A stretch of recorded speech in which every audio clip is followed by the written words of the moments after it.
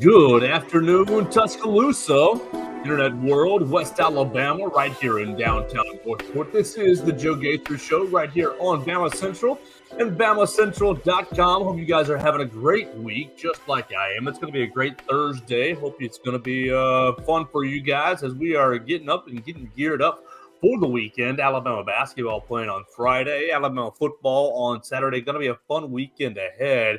And we are here on the Joe Gaither Show to talk about Alabama football against Kentucky, 11 a.m. Will the Crimson Tide keep it rolling? You can follow the show at BamaCentral.com on YouTube, Facebook, and Twitter. You can listen to us on Spotify, Apple Podcasts, or on Amazon. And, of course, you can find us at Joe Gaither6 on all the social media machines. Send us your comments, questions, queries, and complaints. We're going to be welcoming in Aaron Gershon from the Cat's Paws 24/7 Sports today to talk about Alabama's opponent. Alabama obviously coming off a huge win against LSU, but Kentucky coming off a nice little win as well, beating Mississippi State 24-3, getting back in the winner's circle. Aaron, thank you so much for joining me today. You guys can follow him at @Gershon99 on the Twitter machine. Aaron, thanks so much for your time today. And I know I kind of messed you up there. How's your week going? You're good, man. It's a little hectic this time of year with basketball and football crossing over, so that's why I'm in the glamorous car doing this. Just got out of a basketball press conference, but I'm doing well and happy to be here. How was Coach Cal today? Pretty excited for the new year. It wasn't Coach Cal, it was a couple of players, but it was good, and they've got a young team this year, but they can really run in transition, and it should be a lot more fun this year than it kind of was last year for this basketball program. Well, we look forward to hopefully having a good game against Kentucky in basketball. Yeah. For football, Alabama hasn't been up to Lexington since 2013. So let us know kind of the snapshot of the Kentucky season right now. Kentucky 6-3. They kind of worked their way through the early part of the schedule, and they got a big old win against Florida, but then losing to Georgia, losing to Missouri, losing to Tennessee. What's kind of the snapshot picture of Big Blue Nation and the football side of things? Yeah, well, it's funny. I thought you were going to say the snapshot of what's changed in the last 10 years, because a lot has changed since that 2013 trip to Lexington that Alabama Tons had. Have changed. Yeah, a lot has changed, where this game is one where you're having me on to talk about it, where 10 years ago probably don't need to. But I'd say this year, they started obviously really hot. They've started 5-0, and sure, the schedule wasn't great, but the way they kind of dominated Florida really stood out, I think, early in the season. The way they were able to control the lines of scrimmage. Ray Davis ran for 280 yards on himself. Kentucky runs for, I forgot exactly what it was, but well over 300 yards on the ground. And then on the defensive side of the ball, shutting down those two elite backs that Florida has with Etienne and Montreal Johnson, and just absolutely dominating that game. And, that performance, and Georgia maybe getting off to a little bit of not a slow start, but struggling in the first half early in the year. There were definitely some people that talked themselves into maybe Kentucky having a shot in Athens, and then they get punched in the mouth down there.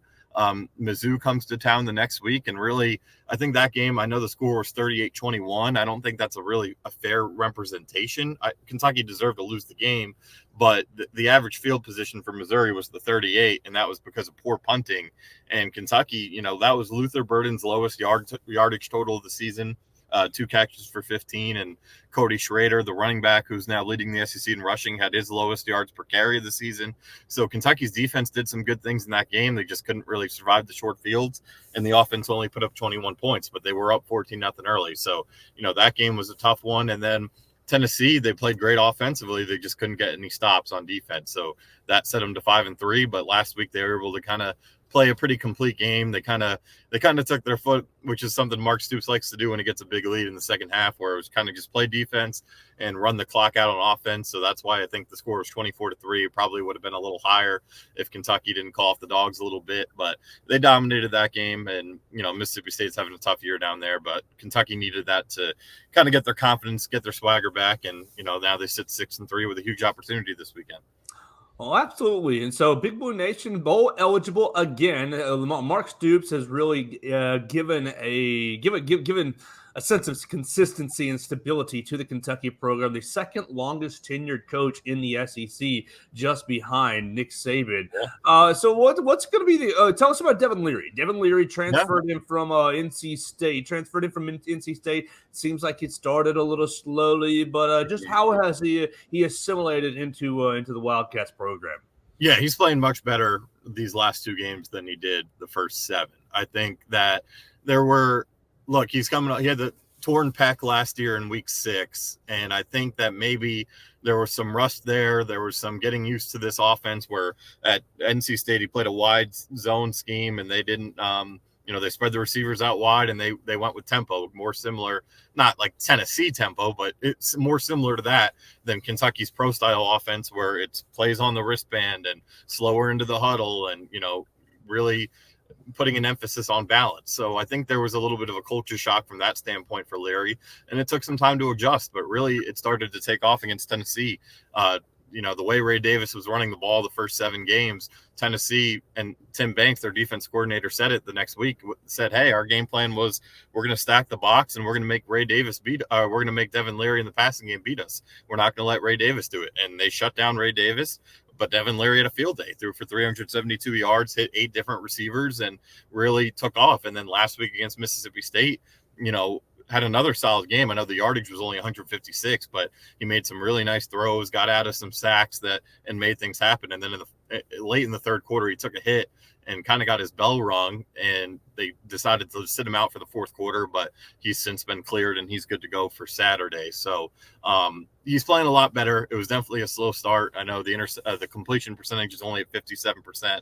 I think that has to do with his slow start. He definitely missed some throws, but Kentucky earlier in the season was having some drop issues at the receiver position, which have since it's been better in that aspect too. So, the passing game is starting to take off a little bit, but now it's kind of, they're just trying to, we're going to be 10 games in here, and they're still just trying to find that balance and put a complete offensive performance together. They really haven't done that yet, where both phases of their offense are clicking and they're just putting up points consistently. And obviously this is not the ideal opponent to kind of get everything to click in one game, but I think they're closer than they've been all year to finally having the offense they kind of thought they were going to have going into the season. We're talking to Aaron Gershon of Cat's Paws 24/7 right here on the Joe Gaither Show. Alabama playing Kentucky at 11 a.m. on Saturday. All right, so how good is Ray Davis? Compare him to the rest of the backs in the SEC. Is he Quinshon Judkins, Logan Diggs, Jalen Wright? We all saw the big 288 number against Kentucky and thought, holy moly. But really, how good is Ray Davis? Yeah, he's a very good player. Look, I think he was probably even a little underrated going into this season. He ran for over 1,000 yards at Vanderbilt, which is pretty damn hard to do. He did that last season. And so this year, behind a better offensive line than he had at Vandy, he got off to a really hot start. I think what makes Ray really good is he's awesome after contact. I think he's 565 of his 903 rushing yards on the year are after contact. And he has really good vision. He sees holes and he's able to hit them. And he's also versatile. He has over 200 yards receiving. He has 5 touchdowns through the air. So he could do a little bit of everything. But the last couple of weeks, the opposing defenses have made it a point to say, hey, we're not going to let Ray Davis beat us. And, Kentucky struggled to run the ball a little bit. They only ran for, I don't know what the total yards as a team, but Ray only ran for 42 against Tennessee, 2.5 yards per carry. He did have a touchdown, but still just not a great day there.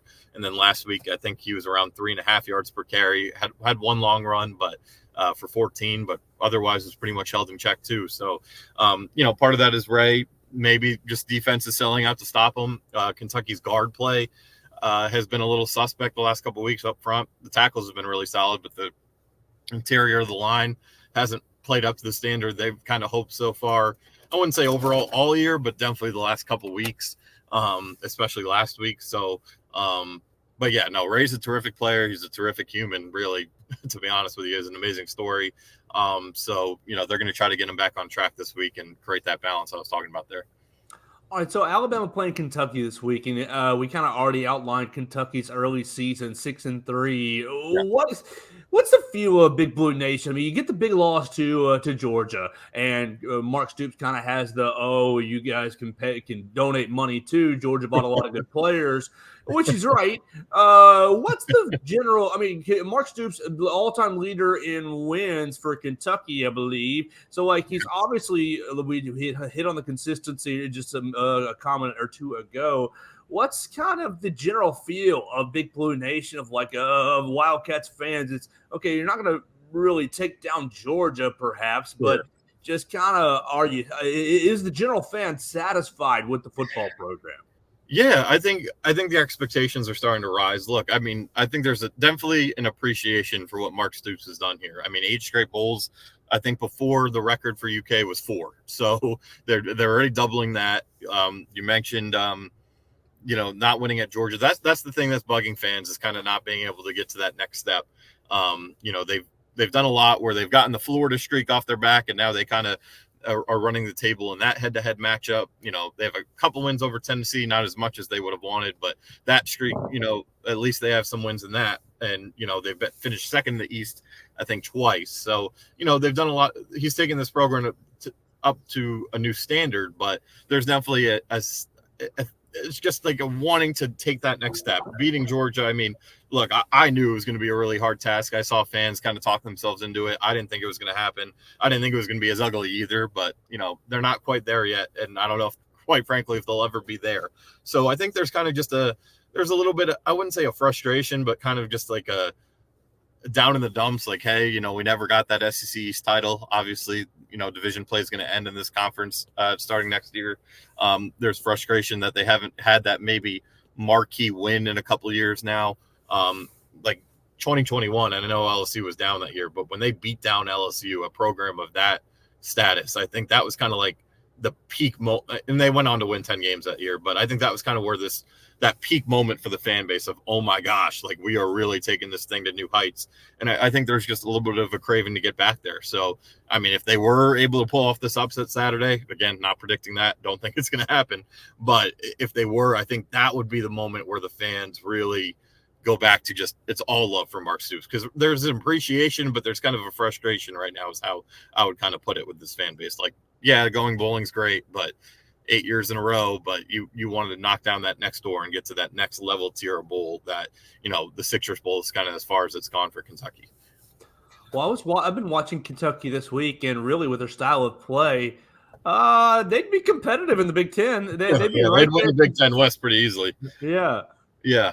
Well, it's different than, look, you should go watch them from 2018 through 2020.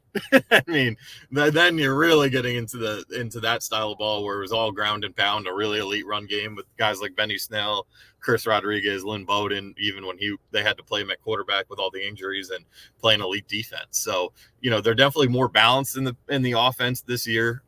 They're trying, they have Liam Cohen, who has NFL experience, offense coordinator with the Rams and quarterbacks coach there as well, or assistant quarterbacks coach while he was in LA in 2 different tenures. So, they're trying to create balance. They've been able to recruit pretty well at the wide receiver position. Barryon Brown and Dame Key are both 4-star guys, now sophomores, who set freshman records last year in receiving yards for Brown, receiving touchdowns for Key. So they're trying to create that balance. But yeah, you're totally right, where at the end of the day, like, their objective is to get on you, get a lead, and then play defense and ground and pound the rest of the game and kind of run that clock out. So yeah, there's definitely some Big Ten aspects of it, but they're trying to get away from that perception to help with recruiting and to, help be a little more appealing to the fans out there. All right, so the last time Alabama was there, 48-7 in 2013. Yeah. Big old win for the Crimson Tide. What's going to be the key for the Wildcats to keep it closer than 41 points? I believe the line right now is at 11. Is it 11? Yeah, it's at 11 with the over-under at 47. So what's going to be your key for the Wildcats? Let's keep it close. We're going to do X and Y and Z, and that's going to give them a fighting chance. What's going to be kind of the Big Blue Nation keys to the game? Yeah, well, again, a lot has changed since Kentucky is nowhere where it was 10 years ago. So I don't think it'll be that bad. It could, who knows, but I don't think so. But yeah, I think starting on the defense side of the ball, I think you got to try to make Alabama one-dimensional. They're already, even if that means they beat you one way. I just don't think you can let them beat you in both aspects. That's what kind of got them killed at Tennessee, where Tennessee was able to run the ball down their throats and then do enough in the passing game to win. So I think if you're Kentucky, you want to keep Milroe in that pocket. I know, he's taken a lot of sacks this year. I think you want to make him stay in that pocket. And if he beats you with his deep ball, which he can, tip your cap. But you don't want to get run all over by Milroe or by those backs. You want to be able to I would hang your hat on just trying to let them beat you down the field. And if they do it, like, that is what it is. Like, big-time players make big-time plays in big-time games. So that's my key on the defense side of the ball. And then the offense side of the ball, I think it needs to be similar to how they've played the last 2 weeks and just mixing that run game in and finding some success. Average 4.5 yards per carry instead of 3.5. Stay out of third and longs. That's something they've struggled with all year, is getting behind the chains. So, and then, you just, in a game like this, it's coach speak, cliche, whatever, but you can't turn the ball over. You can't give a team like Alabama extra opportunities with the football, whether that be a turnover, whether that be 15-yard personal foul penalties that essentially are a turnover because you're punting from deeper in your own territory. You have to play as close to mistake free as possible. And they did a really good job against Tennessee with that. I think they were only penalized, 4 times, and 3 of them were pre-snap. So if they do, I think they need to kind of play like they did against Tennessee on the offense side of the ball, and then the defense side of the ball. It just needs to be, again, trying to make Alabama one-dimensional. And if they beat you through the air, so be it. But I think it'd be wise to try to just limit that run game, limit what Milroe's able to do off script and with his legs, because I think that's when Milroe's at his best. And again, not taking anything away, I know how good of a deep ball he has. I know how good Jermaine Burton and Isaiah Bond have been the last couple of weeks, but I do think that would be the ideal way to go about it if you're Kentucky. We're hanging out with Aaron Gershon of the Cat's Paws 24/7. Just a couple more questions for you right here on the Joe Gaither Show on BamaCentral on a Thursday. Alabama taking on Kentucky on Saturday. All right, so tell us about one of our coaches. Eric Wolford came from Kentucky he's in his third year now. And a lot of people were really excited about bringing him on. He's kind of been sometimes well received, sometimes not, based on how many sacks the offensive line gives up. Right. Right. What do you remember about Eric Wolford? Do you have any interesting Eric Wolford stories or anecdotes? What really do you think he brings to a team's offensive line? Yeah, so Wolford, that offensive line in 2021 that he had here at Kentucky had 3 NFL guys on it. So that was one of their better offensive lines, but it was kind of an inherited thing, right? I mean, I guess Dare Rosenthal, they got out of the portal. I forget how much Wolford had as, recruitment effort in that, or if that was, Vince Marrow and Mark Stoops more so. So, I mean, I don't want to not give credit to Wolford if that was his guy or not. Sure. But like Luke Fortner was a guy who's been here. Eli Cox had a really good year that year. So, and then I'm missing Darian Kennard, who was an All-American at right tackle. So he kind of inherited a really, really good Kentucky offensive line, and that unit played great. I think what happened with Eric Wolford is the way it ended at Kentucky, where I forget what recruit it was, but he was basically on the recruiting trail, still employed by Kentucky, recruiting for Alabama. And that did not sit well with Mark Stoops. That did not still sit well with the fans here. And, it was really interesting when, he left, and some of these younger players, they had a really tough year last year on the offensive line. And a big talking point was kind of that Eric Wolford was kind of this tough guy, not really a player's coach, more of an old school screamer. And he didn't really mesh well with some of the guys like Jeremy Flax, who's having a fantastic year at right tackle, talked about how much more comfortable he is with Coach Yenser, the new offensive line coach for Kentucky, who replaced Wolford. So I think he wasn't a player favorite. He wasn't a fan favorite, but from a results standpoint, that offensive line was outstanding that year. So you got to give him some credit for that. Absolutely. But yeah, I think it's kind of more the same of what you're seeing at Alabama, where it's a mixed bag, but for different reasons. So yeah, it was his departure. It wasn't that he left. Like, guys, it's a compliment, I think, when a program like Alabama takes a coach from you.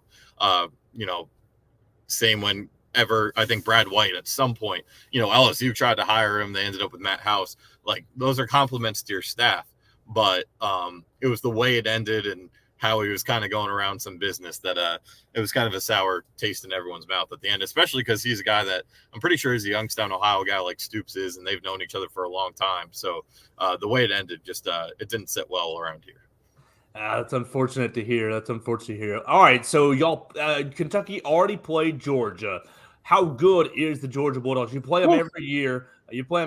Are they as good as the last 2 seasons, the back-to-back national champions? Tell us about that 3.5 hours in Athens. Man, yeah, that first of all, it was a night game at Sanford Stadium. So that place was, I still haven't been to Tuscaloosa for a game yet, but I've, covered games at the Swamp at night, covered games at Neyland when that place is rocking, sold out. That was the most electric atmosphere I've been a part of. So it kind of already felt like it was 12 against 11.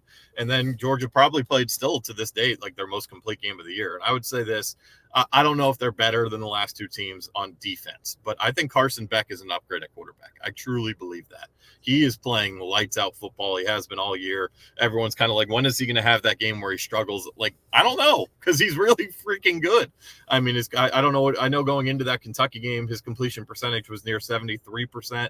I think he completed 80% of his passes, and they were darts, man. I mean, he was just finding guys left and right. And you see, without Brock Bowers right now, they're still making things happen because they got Oscar Delp, who's a really, really good tight end, still in there. I think they did a good job. I know it's kind of taken a little bit to get those wide receivers going, but I thought Dominic Lovett was a great addition in the portal. Same with Ra Thomas. So I really like where they're at offensively. Their offensive line's as good as it always is, but I definitely think they're a little more, at least there were ways, I think, defensively. Kentucky, I mean, they put up 2 touchdowns. They really should have put up 3 because they were down. They fall behind 7-0. Georgia scores on the opening drive of the game.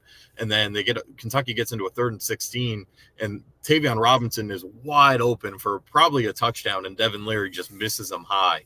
And that was kind of when you knew, okay, this is going to get away from Kentucky pretty fast here because, like I said, you can't waste opportunities in games like these.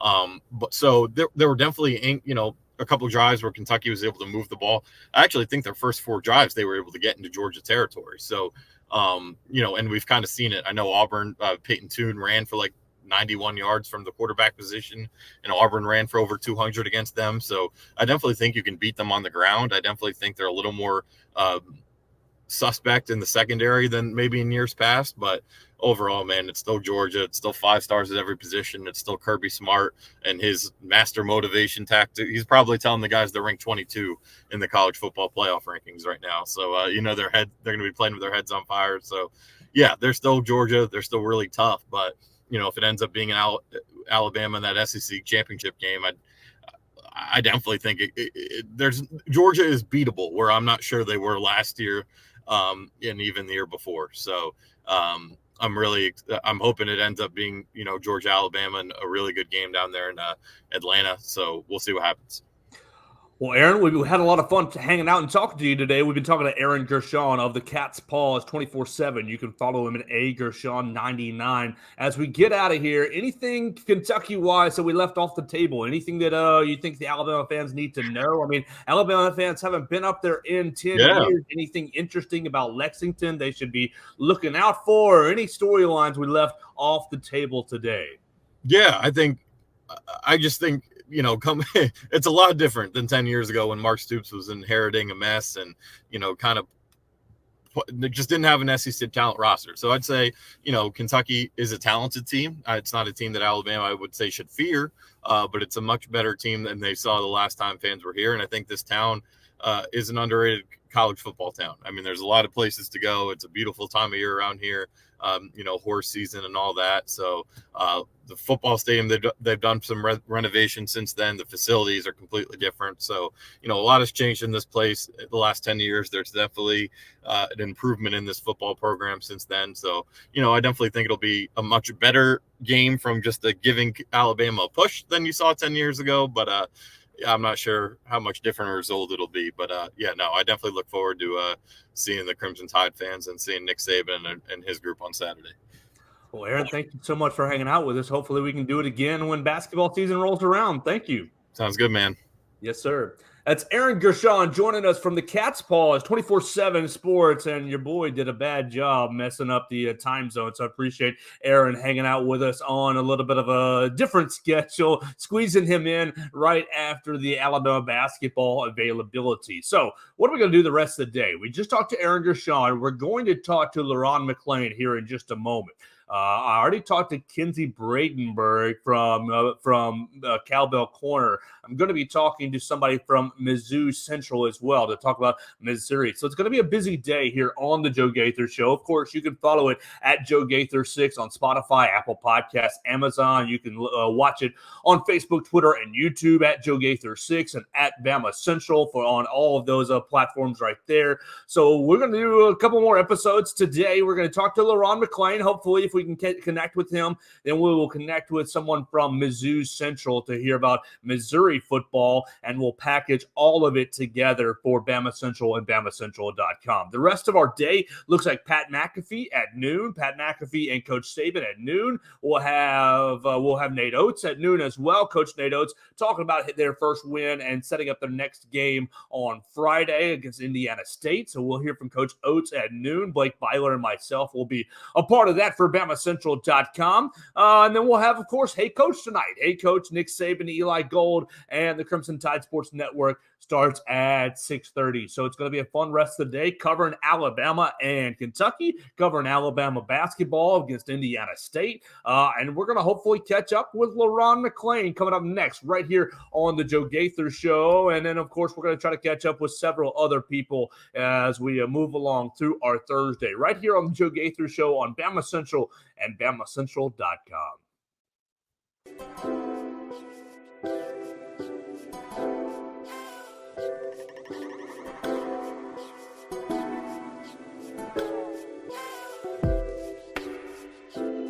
Good afternoon, Tuscaloosa, Internet World, West Alabama, right here in downtown Northport. This is the Joe Gaither Show right here on Bama Central and BamaCentral.com, and we are making our debut. We're trying a little experiment today. We're going to have a lot of fun on our Wednesday edition of the Joe Gaither Show on Bama Central and BamaCentral.com. We'll have a double episode tomorrow just to kind of do a little housekeeping. Our guest today postponed to tomorrow, so we are going to do a little experiment, and we are going to merge BamaCentral.com and Cowbell Corner today. CowbellCorner.com. You can check Cowbell Corner out is the home for Mississippi State.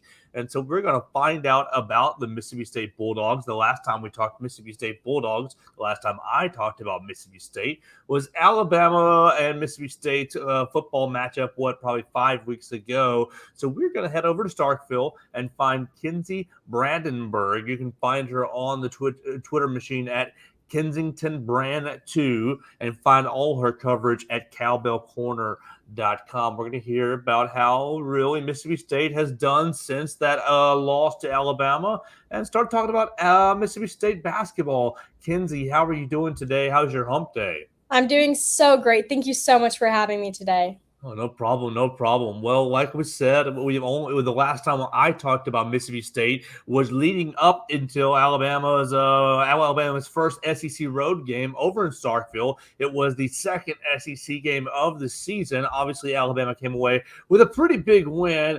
Mississippi State has still been floundering 4-5, coming off a loss to Kentucky this past weekend. What has been really the story of the Mississippi State Bulldogs football season? Well, we started out strong with 2 wins, but then when we started getting into a little bit more conference games, then we had some issues there. And then on top of that, we had our quarterback, Will Rogers. He was injured, so now he's out, and that's put a little bit of a damper on how we're performing. Well, exactly. You hit on the Will Rogers, and so Mississippi State Zach Arnett has turned to Mike Wright, the former Vanderbilt transfer. How has Mike Wright come into the Mississippi State Bulldogs offense and performed in relief?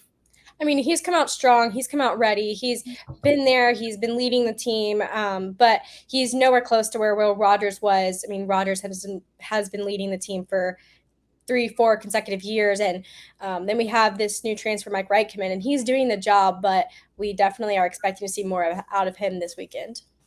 Well, as you said, you want to see more out of him this weekend. Will it be Mike Wright for another? What it will is Will Rogers out for the whole year? We have no recent updates on Will Rogers except that he is still injured, and it's really up to how Zach Arnett sees that he's doing that he will play. But we're expecting for Mike Wright to be playing again this week. All right, so Mississippi State is 4-5. You've got Texas A&M, you got Southern Miss, and you've got the Egg Bowl to close out the season. You got to get 2 wins to get the bowl eligibility. Can the Bulldogs do it? That's the question of right now. We're not exactly sure. We need to see how we're doing. I think this weekend will really determine whether we'll get there or not. I mean, we can sacrifice one more loss, but we got to step it up if we really want that bowl eligibility. They're going to be Mississippi State's going to be on the road this weekend, 6:30 over in College Station, Texas, taking on Texas A&M. So we'll have to watch and see what the Bulldogs do over the last 3 weeks of the season. Let's flip and talk about basketball just real quick, as a lot of college basketball programs opened their season last night. Alabama went with on Monday night. Alabama with a big win on Monday evening, and then we'll play again on Friday. But Mississippi State has yet to get things started. Mississippi State's playing the Barstool Sports Invitational starting this evening, 8 o'clock, 5 hours from now. Mississippi State is taking on Arizona State. The SEC media writers picked Mississippi State to finish 7th in the league this year. What's going to be the Mississippi State Bulldogs' outlook on the hardwood? We're hoping to see a lot come out of the team this year. I mean, our coach, he has had a contract extension, so he did really well with us last year, and we're hoping to see more out of what he can do with us this year. Our Lady Bulldogs did take home a win a couple nights ago, 77-44 to Alcorn State, but so we're hoping to see the same type of performance with the men's basketball. Well, Kenzie, tell us all about yourself and what you do at Starkville, and tell us a little bit about Cowbell Corner. Well, I am a sophomore here at Mississippi State University. I'm majoring in communications with a concentration in journalism and digital broadcasting, and of course, a minor in Spanish as well. And with Cowbell Corner, it's been such a great opportunity to just write about all things Mississippi State athletics and get to be on top of what's going on with each team. And now we're doing a lot more with it. We're hoping to see some more come out of Cowbell Corner, especially recently now that we're writing more, producing more, that sort of thing. Yep, and you can follow Kenzie Brandenburg at Kensington Brand 2 on the X Machine, sophomore over at Mississippi State. Going to be covering the Bulldogs, their last 3 football games. You think they can beat Texas A&M? We're praying for a win. I really think they can pull it off. And so we'll catch up with Kenzie after the A&M game, probably sometime next week. Get her report on Texas A&M's matchup with the Bulldogs, and really get things going on with Mississippi State's basketball season. Tell everybody once again where they can find you and just what you're going to be getting into this weekend writing for Cowbell Corner. Well, you can, like you said, you can follow me on Twitter at Kensington Brand 2, and I will definitely be covering more of what goes on at A&M and probably over some of the basketball as well. And overall, just any news, I'll have it out there on Cowbell Corner. That sounds great. Kenzie Brandenburg, joins us right here for a first little edition of Joe Gaither on Cowbell Corner. So we're going to look forward to doing this more and more often as we keep up with Mississippi State athletics right here on BamaCentral and on CowbellCorner.com.